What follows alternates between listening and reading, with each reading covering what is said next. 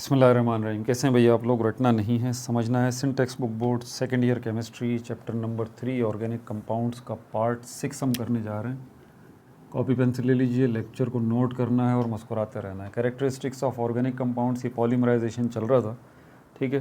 पिछला पार्ट में देख लिया होगा आपने, पूरे तरीके से एक्सप्लेन नहीं कर पाया था। इसको भी सुन लें, फिर सेल्फ असेसमेंट, फिर अगला पार्ट जो है, अगला टॉपिक जो है हम इसका देखते हैं। यूजेस भी हैं, यूजेस ऑफ ऑर्गेनिक कंपाउंड्स, इनको भी देखते हैं। बहरहाल तो ये पॉलीमराइजेशन जो है, ये मैं बता रहा था, long chain making process. Polymerization एक प्रोसेस है जिसमें आप लंबी लंबी चेन्स बना रहे हैं। इसकी मिसाल मैंने आपको एक आम चेन की दी थी, जानवरों के गलों में जो बांधी जाती है, ठीक है। गाय भैंस बकरियां जिनसे बांधी जाती हैं जिस चेन से, उसमें कड़ियाँ लगी होती हैं जिनको लिंक्स कहते हैं। फिर मैंने आपको ये बात समझाई थी कि आप इन लिंक्स को आपस में जोड़ते रहें तो जितनी चाहें लंबी लाइन, लंबी चेन जो है वो आप बना लें। तो ये जो चेन आप बड़ी करते जा रहे हैं लिंक्स को जोड़ जोड़ के, ये प्रोसेस जो है वो पॉलीमराइजेशन कहलाता है, ठीक है। अब ये तो आम ज़िंदगी की मिसाल है ना, इसमें मैंने आपको ये चेन का बताया और इन लिंक्स कड़ियों का बता दिया जिनको आप जोड़ रहे हैं।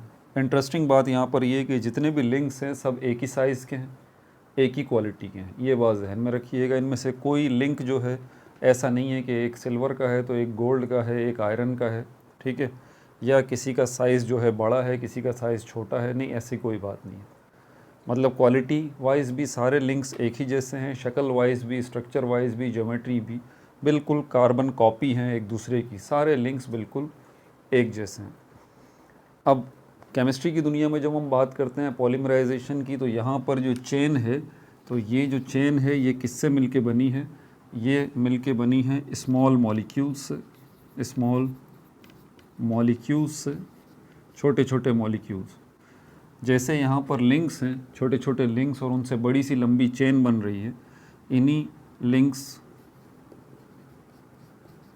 को समझाते हुए यहाँ पर मैं आपको ये बता रहा हूँ कि इसी तरह ये छोटे छोटे स्मॉल मॉलिक्यूल्स आप जोड़ रहे हैं आपस में, छोटे छोटे स्मॉल मॉलिक्यूल्स ये जोड़ रहे हैं और ये लंबी चेन जो है वो बन रही है। तो ये लंबी जो चेन है, ये जो आप लंबी चेन बना रहे हैं, इस लंबी चेन बनाने के प्रोसेस को हम कहते हैं पॉलीमराइजेशन। और उसके नतीजे में ये जो लंबी सी चेन बनती है, लंबी सी ये जो चेन बनती है, इस चेन को कहा जाता है पॉलीमर। और इस चेन को बनाने के लिए जो छोटे मॉलिक्यूल्स इस्तेमाल किए जाते हैं, जैसे कि यहाँ लिंक्स हमने लिए थे, कड़ियाँ ली थी, इन छोटे मॉलिक्यूल्स को कहा जाता है मोनोमर्स। क्या कहा जाता है? मोनोमर्स। तो ये बहुत, ये भी मोनोमर है, ये भी मोनोमर है, ये भी मोनोमर है, ये भी मोनोमर है, छोटे छोटे मॉलिक्यूल्स हैं। वही बात जो यहाँ पर समझाई थी, सारे लिंक्स, सारी कड़ियाँ एक जैसी थी, एक क्वालिटी की थी, एक शक्ल सूरत की थी, एक ही डिज़ाइन की थी। बिल्कुल यहाँ पर ये छोटे मॉलिक्यूल्स जो हैं सब के सब एक ही डिज़ाइन के हैं, एक ही किस्म के एटम्स इनके, इन मॉलिक्यूल्स के अंदर, छोटे मॉलिक्यूल्स के अंदर मौजूद हैं, ठीक है। और ये मिल रहे हैं आपस में, तो ये लंबी सी चेन जो बन रही है, बड़ा सा लंबा सा मॉलिक्यूल जो बन रहा है, ठीक है, इसको पॉलीमर कहते हैं और इनको हम मोनोमर कहते हैं। और ये चेन मेकिंग का प्रोसेस जो है, ये पॉलीमर मेकिंग का प्रोसेस जो है with the help of monomers, इसको हम पॉलीमराइजेशन कहते हैं, ठीक है भाई। सुन लिया आपने? अब जैसे यहाँ हम देख रहे थे कि इसमें जो है वो लिंक्स आपको मिलते जा रहे हैं, आप लिंक्स को जोड़ते जाएं, चेन बड़ी होती चली जाएगी। बिल्कुल इसी तरह आप मोनोमर्स को जो है जोड़ते चले जाएं, मोनोमर्स को जोड़ते चले जाएं, तो फिर क्या होगा? चेन जो है वो बड़ी होती चली जाएगी। ये जो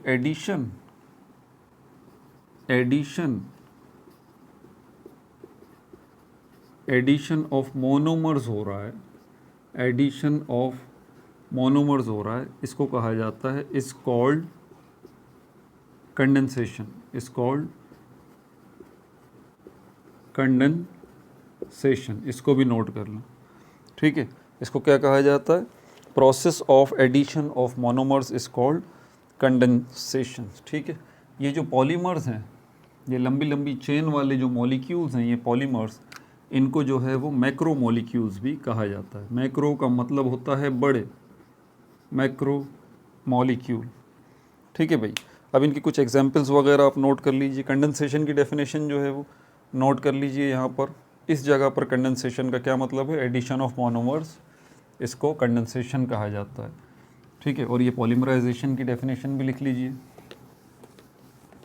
अब ये कॉन्सेप्ट आपको मिल गया पॉलीमराइजेशन। अब इसके जो है वो नोट्स ले लें आप।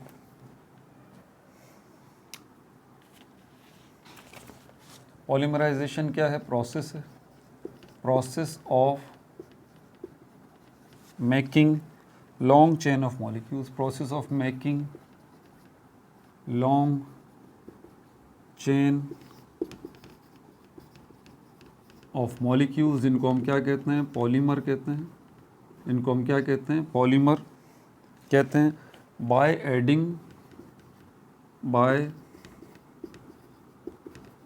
एडिंग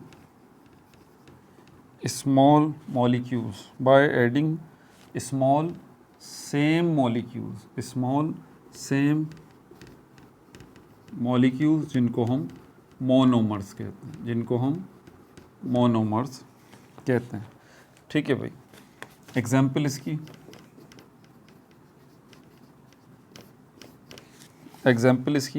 पॉलीइथाइलिन,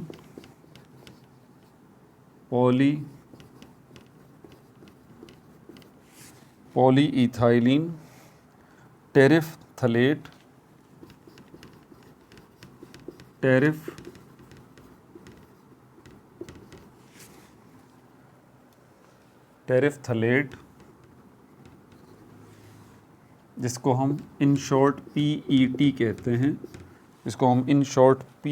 कहते हैं, ये क्या है? ये एक पॉलीमर है। ये क्या है? ये पॉलीमर है। पॉलीइथाइलिन टेरेफ्थलेट PET, ये क्या है? ये एक पॉलीमर है। तो इसके मोनोमर्स भी होंगे। इसके मोनोमर्स क्या हैं?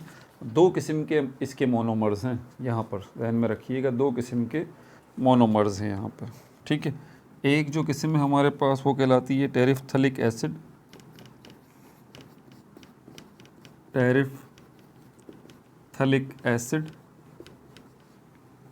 ठीक है, इसको डाई कार्बोक्सिलिक एसिड भी कहते हैं, डाई कार्बोक्सिलिक एसिड भी हम इसको कहते हैं। और दूसरे किस्म के मोनोमर जो हैं वो हमारे पास इथाइलिन ग्लाइकोल है, इथाइलिन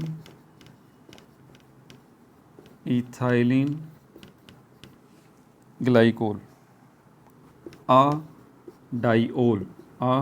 डाइओल। ये बेसिकली क्योंकि अल्कोहल की एक, आपको पता है ना, ऑर्गेनिक केमिस्ट्री के अंदर एक ऑर्गेनिक कंपाउंड्स का ग्रुप है जिनको हम अल्कोहल्स कहते हैं। उनके लिए ये सिंबल इस्तेमाल करते हैं हम। जब आखिर में OL आ रहा हो तो आप समझ जाइए कि ये अल्कोहल है। और अगर दो अल्कोहल हों तो हम कहते हैं डाइओल। तो ये इथाइलिन ग्लाइकोल ऐसा अल्कोहल है जिसके अंदर दो अल्कोहल आपको नज़र आ रहे हैं। ये वाले OH ग्रुप जो है वो दो नज़र आ रहे हैं। समझ में आ गई बात? दो अल्कोहल ग्रुप मौजूद है, तो इसको डाइओल कहते हैं। ये क्या है? ये दोनों के दोनों मोनोमर्स हैं। ये आपस में मिलते हैं। ठीक है, एक टेरिफ्थलिक एसिड एक इथाइलिन ग्लाइकोल से मिला, फिर एक टेरिफ्थलिक एसिड के साथ एक इथाइलिन ग्लाइकोल मिला। इस तरह ये लंबी चेन जो है वो बनती चली गई। और ये जो लंबी चेन बनी, इसका क्या नाम है? Polyethylene terephthalate PET। ये एक पॉलीमर है। ठीक है भाई, एग्जाम्पल भी हो गई। अब आ जाइए आगे क्या है। बस ये किस्सा तमाम हुआ। अब हमारे पास इसके यूजेस हैं। ठीक है, uses organic compounds, uses of organic compounds, वो भी ज़रा देख लें। ये हमारा कैरेक्टरिस्टिक्स ऑफ ऑर्गेनिक कंपाउंड्स वाला टॉपिक निमट गया।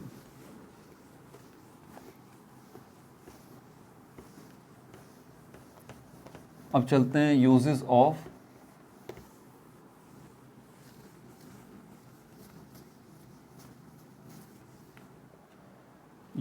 Organic compounds. पूरी लिस्ट इसकी बनी हुई है। Uses of organic compounds, organic compounds के यूजेस क्या क्या हैं? गैसोलीन का तो आपको पता है, गैसोलीन किस लिए इस्तेमाल की जाती है भाई? फ्यूल फॉर ऑटोमोबाइल, नोट करते रहिए, फ्यूल फॉर ऑटोमोबाइल। जितने ऑटोमोबाइल्स हैं उनमें फ्यूल का किरदार अदा करता है ये गैसोलीन, ठीक है। दूसरे नंबर पे हमारे पास नेचुरल गैस है, natural gas. Domestic fuel, domestic fuel के तौर पे हम इसको इस्तेमाल करते हैं घरों में जलाने के लिए। ईथीन, ईथीन ये गैस है, लेकिन इसका एक और काम यूज़ होता है फलों को पकाने के लिए, ripening of fruits, ripening of fruits, फलों को पकाने के लिए। नंबर 4 पे ईथाइन है, ईथाइन गैस वेल्डिंग में इस गैस का इस्तेमाल किया जाता है, गैस वेल्डिंग में जो है इसका इस्तेमाल किया जाता है। फॉर्मेलिन है, फॉर्मेलिन है preservative of biological specimen,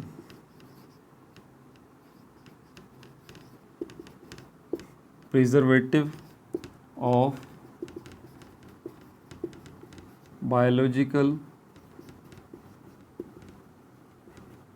specimen. Biology की लैब में आपने देखी होंगी स्लाइड्स होती हैं, बनी बनाई स्लाइड्स, ठीक है, जिसमें अमीबा होता है, पैरामीशियम है, बैक्टीरिया है, इनकी स्लाइड्स बनी बनाई होती हैं, ठीक है। इसके अलावा कुछ आपने बायोलॉजी की लैब में एनिमल्स भी देखे होंगे, बोतलों में बंद होते हैं, स्टार फिश वगैरह वो बोतलों में बंद होते हैं, इनको कहा जाता है स्पेसिमेंस।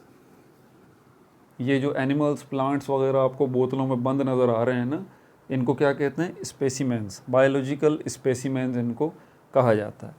प्रिजर्व करने के लिए, इनको महफूज रखने के लिए, इनको महफूज भी तो वरना डेड हो जाते हैं ना, साल बोतलों में पड़े हुए हैं, वो स्टार फिश वैसी की वैसी है, ख़राब नहीं हो रही, तो एक केमिकल होता है उसके अंदर उसको डाला हुआ होता है, ठीक है। तो इसी तरह के और भी हैं, जैसे कि ये फॉर्मेलिन है, ये भी एक प्रिजर्वेटिव है बायोलॉजिकल स्पेसिमेन का ही, ठीक है। जो बायोलॉजिकल स्पेसिमेंस होते हैं उनको महफूज करने के लिए ये ऑर्गेनिक कंपाउंड्स जो है ये भी यूज़ किया जाता है। छठे नंबर पे ethylene glycol, ethylene glycol antifreeze and coolant in automobiles, antifreeze and coolant in automobiles. अगर आप किसी डेजर्ट में सफ़र कर रहे हैं, मिडिल ईस्ट में है, सऊदिया में है, या किसी डेजर्ट में, अफ्रीका के किसी डेजर्ट में एक जगह से दूसरी जगह जा रहे हैं, तो कितनी शदीद गर्मी होगी ना, आपको क्या चाहिए? ठंडक चाहिए। वहाँ पर उनके एसी, उनका जो कूलिंग सिस्टम होता है कारों का, उसमें कूलेंट कूल करने वाला ये होता है ethylene glycol. As a coolant जो है ये उस सिस्टम में यूज़ किया जाता है, इसको इस्तेमाल किया जाता है एसीज़ वगैरह जो कारों में लगे होते हैं उनके अंदर, as a coolant ethylene glycol, ठीक है। और अगर आप किसी बहुत ठंडे इलाके में हैं, साइबेरिया में है, रशिया में है, ये वो जगहें हैं वो जो बहुत ज़्यादा ठंडी हैं, तो वहाँ पर किस चीज़ की ज़रूरत होगी आपको? वहाँ पर आपको ज़रूरत होगी ऐसी चीज़ की जो पेट्रोल वगैरह है, डीज़ल है, ठीक है, उसको जमने से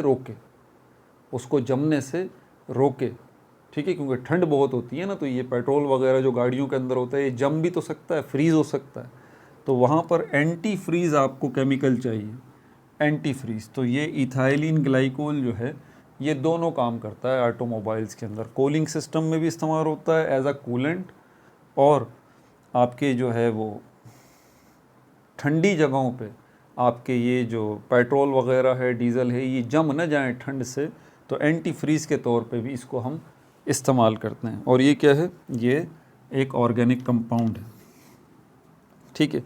उसके बाद फिर हमारे पास जो है वो फिनॉल है, फिनॉल इसको इस्तेमाल किया जाता है एंटीसेप्टिक्स में, एंटीसेप्टिक्स में, एंटीसेप्टिक्स और and ink preservatives, ink preservative, preservative का मतलब ही महफूज बनाना होता है, महफूज करना होता है। ये जो इंक आप यूज़ करते हैं, फाउंटेन पेन्स होते हैं, इंक वाले पेन होते हैं, या किसी भी किस्म की इंक है, उसको सेव करने के लिए, प्रिजर्व करने के लिए फ़िनॉल का इस्तेमाल किया जाता है। एंटीसेप्टिक्स जो हैं उनमें फ़िनॉल का इस्तेमाल किया जाता है। एंटीसेप्टिक्स वो होते हैं जरासीम से महफूज रखने के लिए। आपको स्प्रिट वगैरह लगाते हैं ना, ज़ख़म हो जाता है, इंजरी हो जाता है, डॉक्टर क्या करता है, साफ़ करता है स्प्रिट से, ठीक है, अल्कोहल से। तो ये फ़िनॉल जो है वहाँ पर एंटीसेप्टिक, ताकि जरासीम से महफूज रहे आपका ज़ख़म और ख़राब ना हो, ठीक है। अच्छा, उसके बाद फिर di ethyl ether, di ethyl ether, anaesthesia, बेहोशी के लिए। ऑपरेशन थिएटर में आप लेके जा रहे हैं पेशेंट को उसका ऑपरेशन करने के लिए, तो ऑब्वियस सी बात है वो बेहोश तो होना चाहेगा ना भाई। तो ये डाई इथाइल ईथर जो है इसको यूज़ किया जाता है, तो वो गनूदगी में चला जाता है, नींद की सी हालत में होता है और आप उसकी काटा पीटी करते रहें, उसको पता नहीं चलेगा, ठीक है भाई, सुन हो जाएगा। उसके बाद एसिटिक एसिड है, एसिटिक एसिड है, विनेगर सिरके में इस्तेमाल किया जाता है, विनेगर सिरके में होता है, जो सिरका खाते हैं आप, ठीक है, खट्टा होता है, हलीम वगैरह खाते हैं मुहर्रमों में, या वैसे हलीम शौक़ से खाना चाहते हैं, जिसको दलीम कहना ज़्यादा मुनासिब है, हलीम तो अल्लाह ताला का नाम है, बहुत खूबसूरत नाम है। तो बहरहाल ये जब आप खाते हैं तो उसमें जो सिरका आप इस्तेमाल करते हैं विनेगर, उसके अंदर ये एसिटिक एसिड जो है मौजूद होता है। ईथाइल एसीटेट नंबर 10 पे, ethyl acetate, ethyl acetate. Artificial flavours and essences, खानों में बहुत सारे फ्लेवर्स आप इस्तेमाल करते हैं, मुख्तलिफ़ किस्म के जायके आप इस्तेमाल करते हैं, उनकी तैयारी में आर्टिफिशियल फ्लेवर्स एंड एसेंसेस, और एसेंसेस मतलब वो सारी चीज़ें जो खानों में डाली जाती हैं, ठीक है, लेकिन आर्टिफिशियल होती हैं, तो उनकी तैयारी में किसका इस्तेमाल किया जाता है, इथाइल एसीटेट का किया जाता है। 4 और रह गए, वो भी बताता हूँ आपको। ये यूजेस लिखवाने का एक और मकसद भी असल में ये है कि आगे आपका एक सेल्फ़ असेसमेंट मौजूद है, ठीक है, तो वो सेल्फ़ असेसमेंट जो है, सेल्फ़ असेसमेंट 1, वो मैं नहीं करवाऊँगा, आप अभी सुन लीजिए, क्योंकि वो सेल्फ़ असेसमेंट 1 जो है वो आपसे आसान सी बात यही कह रहा है कि आप जो है वो क्या कर दें, 10 जो है वो ऑर्गेनिक कंपाउंड्स के नाम बता दें जो कि आप डेली लाइफ में अपने इस्तेमाल करते हैं। तो ये 10 तो अभी आपने देख लिए, और डेली लाइफ में इन ऑर्गेनिक कंपाउंड्स का आपने यूज़ भी देख लिया, लेकिन यहाँ क्योंकि इस टेबल के अंदर 10 से ज़्यादा हैं तो मैं 10 से ज़्यादा ही लिखवाऊँगा। कौन सी इन्फॉर्मेशन आपके लिए MCQ बन जाए, आपको क्या पता। एसीटोन है, एसीटोन है, ये सिंपल कीटोन है। Nail polish remover, nail polish remover, ठीक है भाई। नंबर 12 जो है इसमें नायलॉन है, नायलॉन की रस्सियाँ आपने देखी हैं, ठीक है, तो हम कहते हैं ना, ये बड़ा कॉमन वर्ड है, नायलॉन की रस्सियाँ होती हैं, बाकायदा घरों में इस्तेमाल की जाती हैं, प्लास्टिक जैसी होती हैं। तो ये नायलॉन जो आप सुन रहे हैं ये असल में एक ऑर्गेनिक कंपाउंड का नाम है, ठीक है भाई।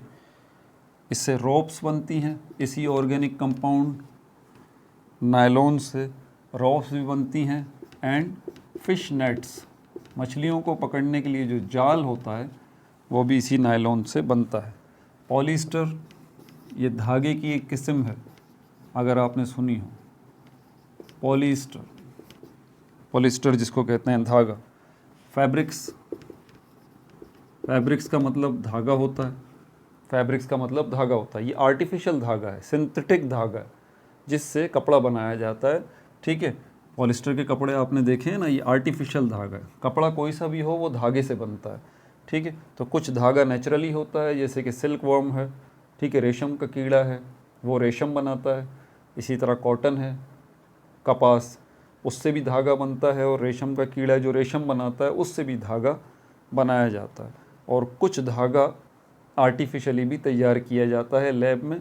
धागा कोई सा भी हो, ये कपड़ा सारा का सारा जो आप लिबास पहनते हैं या बेड शीट्स हैं, ठीक है, ये सब की सब जो है उसी धागे से बनती हैं, जिसको हम फैब्रिक्स कहते हैं। तो ये फैब्रिक जो है इस ऑर्गेनिक कंपाउंड पॉलिस्टर से जो है वो बनाया जाता है। Carbohydrate, protein, fats, vitamins,